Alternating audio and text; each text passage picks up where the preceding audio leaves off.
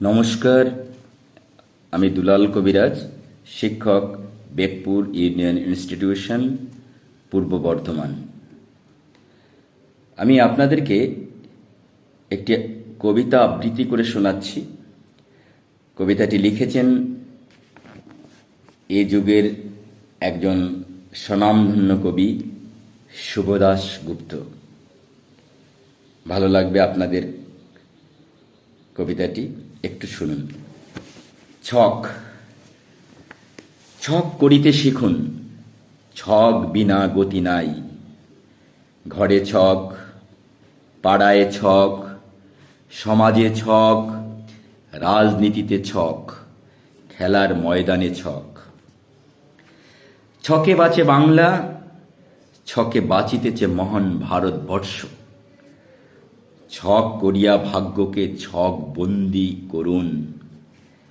ছক ফেল করিলে আপনিও মশাই ফেল।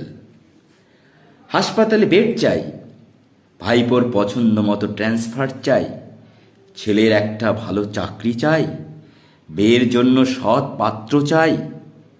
ছক করুন, ছক বিনা গতি নাই। অফিসে কাজ করতে হবে না, ছক করুন, ছকের নাম ইউনিয়ন। গায়ক হবেন, গান শিখতে হবে না। মিডিয়াকে ধরে ছক করুন, ছকের নাম তেলবাজি। ট্রেনের টিকিট, গ্যাসের বুকিং, ওয়ানডের টিকিট, উটি বা গোপালপুরে হলিডে হোম, যা চান সব পাবেন। ছক করুন, এখন গণতন্ত্র নয়, ছকতন্ত্র চলছে।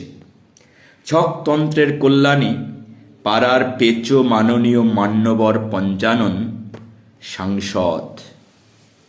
ছকতন্ত্রের সুবাদে জিভের আর না ভাঙা আদুরে যুবতী সংবাদ পাঠিকা।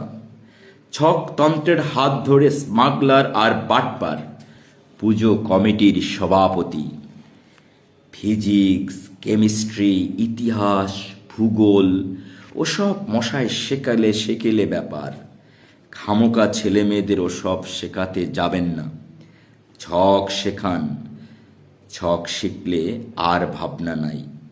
ছক ঠিকমতো জানলে ও কাজে লাগলে আত্মীয়রা আপনাকে সমীহ করবে, পড়শিরা পেছনে লাগার সাহস করবে না। কর্মস্থলে, আড্ডাস্থলে, বিয়ে বাড়িতে, শ্মশানে, সর্বত্র আপনি অ্যাডভান্টেজ পাবেন। ছক না থাকলে, ছক না জানলে